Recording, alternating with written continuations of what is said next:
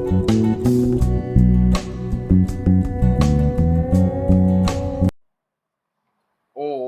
नमस्ते जी। आज का हमारा विषय है मुक्ति के विशेष साधन। महर्षि दयानंद जी ने अपने अमर ग्रंथ सत्यार्थ प्रकाश में मुक्ति प्राप्त करने के इच्छुक मुमुक्षुओं के लिए मुक्ति के विशेष साधन नामक प्रकरण नवम समुल्लास में लिखा हुआ है। उसी के विषय में आज हम थोड़ी सी चर्चा करेंगे।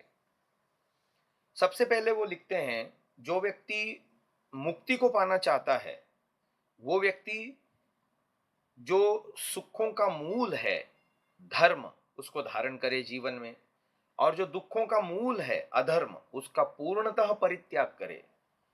प्रायः व्यक्ति के जीवन में जो धर्म के ऊपर चलते हैं, ईश्वर में आस्था रखते हैं, पुण्य कर्मों को करते हैं, संध्या हवन या अन्य किसी प्रकार का भी कर्मकांड जैसा उसको परंपरा से मिला है, ईसाई है चाहे जैन है चाहे बौद्ध है चाहे मुस्लिम है चाहे यहूदी है चाहे पारसी है, जैसा भी उसको परंपरा से मिला है वो कर्मकांड आदि करता है, ईश्वर में आस्था रखता है, पूजा पाठ करता है, धर्म के ऊपर चलने का प्रयास करता है, वो अपने आप को धार्मिक मानता है।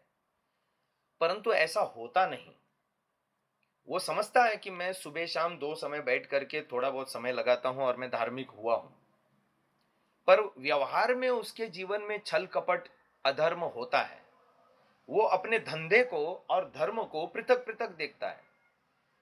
टीका आदि करने से, माला आदि पहनने से या माला जपने से धर्म जीवन में नहीं आता। व्यवहार काल में भी ईश्वरीय आज्ञाओं का पालन होना चाहिए। इसके लिए उन्होंने बताया कि जो व्यक्ति अपने दुखों के बंधन को काटना चाहता है और पूर्ण सुख नित्य आनंद को प्राप्त करना चाहता है, वह व्यक्ति धर्म को जीवन में धारण करे और अधर्म को त्यागे। दोनों साथ साथ पैरेलल होना चाहिए।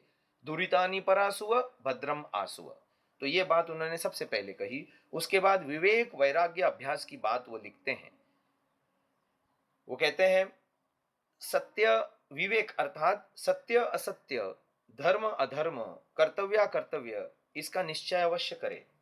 विचलरी पृथक भावे धातु से विवेक शब्द बना है। अलग अलग देखना, क्या धर्म है क्या अधर्म है, क्या सत्य है क्या असत्य है, क्या विधि है क्या निषेध है, क्या कर्तव्य है क्या अकर्तव्य है।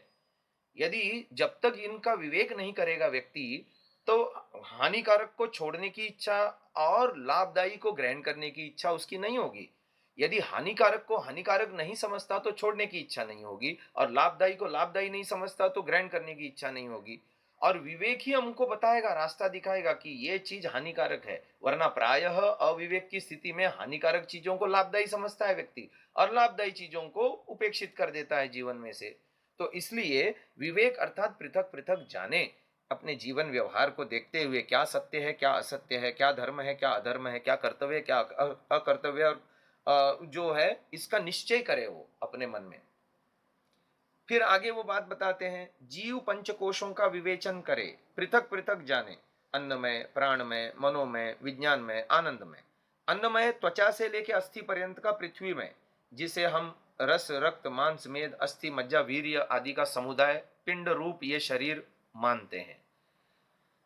दूसरा है प्राणमय कोश, प्राण जो भीतर से बाहर आता, अपान जो बाहर से भीतर जाता, समान जो नाभिस्थ होकर सर्वत्र शरीर में रस पहुंचाता, व्यान जो समस्त शरीर में चेष्टा आदि कर्म कराता, उदान जिससे कंठस्थ अन्नपान खींचा जाता और बल पराक्रम होता। अब ये प्राणमय कोश जो है वो हमारा अन्नमय कोश के ऊपर नियंत्रण करने वाला है। आगे चलते हैं, मनोमय कोश जो इससे भी सूक्ष्म है, इन दोनों से सूक्ष्म है और इन दोनों पर नियंत्रण करता है। इसमें 7 चीजें हैं, मन, अहंकार तथा 5 कर्मेंद्रियां, यानी वाक पाद पाणी पायु उपस्थ। वाक माने वाणी, पाद माने पैर, पाणी माने हाथ, पायु माने मल निष्कासन द्वार और उपस्थ माने जल निष्कासन द्वार। चौथा है विज्ञानमय कोश, जिसमें 7 चीजें हैं, बुद्धि, चित्त और 5 ज्ञानेंद्रियां, श्रोत्र नेत्र घ्राण रसना त्वचा, यानी सुनने की शक्ति, देखने की शक्ति, सूंघने की शक्ति, चखने की शक्ति और छूने की शक्तियां। तो ये विज्ञानमय कोश हुआ।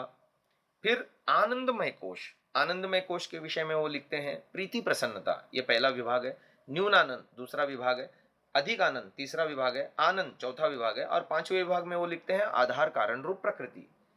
गहराई से जब हमने विचार किया तो हमको ये प्रतीत हुआ कि ये उपलब्धियां हैं हमारे जीवन की। पहली तीन उपलब्धियां स्तुति, प्रार्थना, उपासना का फल है। प्रीति, प्रसन्नता स्तुति का फल, न्यून आनंद प्रार्थना का फल, अधिक आनंद उपासना का फल।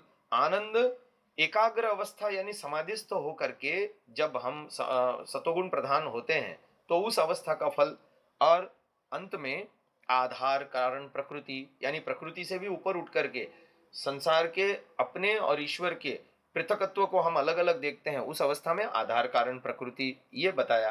तो इससे पता चलता है कि आनंदमय कोश हमारे जीवन में फल रूप में प्राप्त होता है। आगे चलते हैं। चार अवस्थाएं बताई गई हैं। जागृत, जिसमें शरीर, मन, बुद्धि, आत्मा के साथ जीवात्मा सतत जुड़ा होता है, स्थूल शरीर के साथ भी।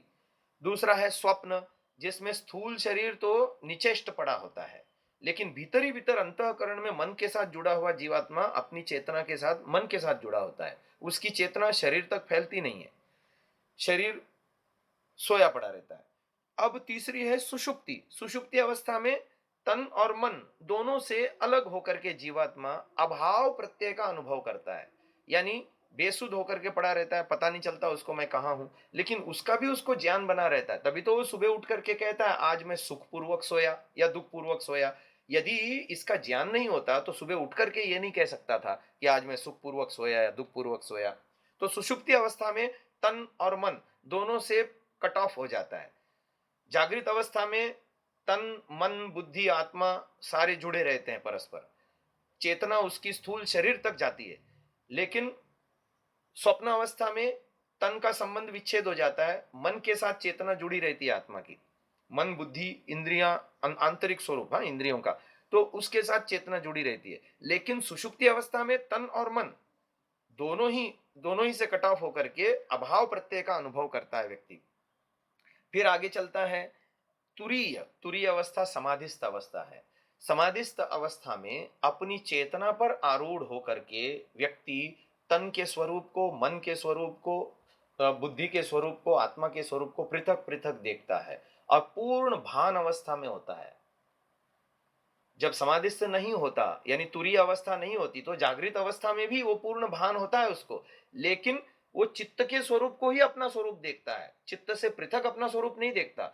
तो जागृत और तुरीय में यही अंतर है कि वो चित्त से अलग होकर के अपना स्वरूप देखता है।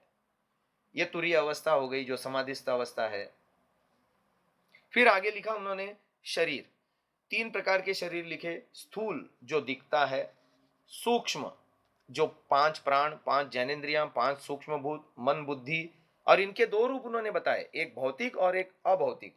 भौतिक शरीर जो हमको मिला है, मन, बुद्धि आदि मिला है, इससे बद्ध अवस्था में जीवात्मा ज्ञान कर्म उपासना करता है, और मुक्त अवस्था में उसके स्वाभाविक जो है ये आत्मा के अंदर ये गुण होते हैं, तो इसीलिए अभौतिक भी लिख दिया। तो स्थूल, सूक्ष्म, कारण, ये तीन जो है। अब कारण के विषय में वो लिखते हैं, सुषुप्ति गाढ़ निद्रा में जीवात्मा कारण स्वरूप में स्थित होता है, अथवा यानी सूक्ष्म शरीर से भी वो पृथक हो जाता है, तन और मन से दोनों से कट ऑफ हो जाता है इसीलिए। और फिर प्रकृति स्वरूप विभु, अर्थात प्रकृति त्रिगुणात्मक है, सतोगुण, रजोगुण, तमोगुण। अब सतोगुण, रजोगुण, तमोगुण में जो आप देखते हैं संसार के हर पदार्थ में ये तीनों गुण हैं। वही दूध आप पीते हैं, आपको वो गुण मिलते हैं, और वही दूध दूसरा कोई पीता है, प्राणी मात्र के लिए उपलब्ध है। तो इसीलिए उन्होंने बताया कि तीसरा प्रकृति रूप सर्वत्र विभु, और अर्थात सबके लिए एक है, एक जैसा सेवनीय है। ये स्थूल सूक्ष्म कारण का विवेचन करने के बाद आगे वो बताते हैं वैराग्य। वैराग्य वो कहते हैं सत्य का ग्रहण और असत्य का परित्याग। व्यक्ति अपने जीवन में वैराग्य को धारण करे, विवेक को जागृत करे, धर्म का ग्रहण करे, अधर्म का त्याग करे, कर्तव्य अकर्तव्य को जान करके कर्तव्यों को जीवन में धारण करे, ये मुक्ति के विशेष साधन बताए हैं। और भी बहुत सारे साधन हैं जिसकी चर्चा हम कल के विषय में करेंगे। आज के लिए इस विषय को यहीं विराम देते हैं। इति ओम शम।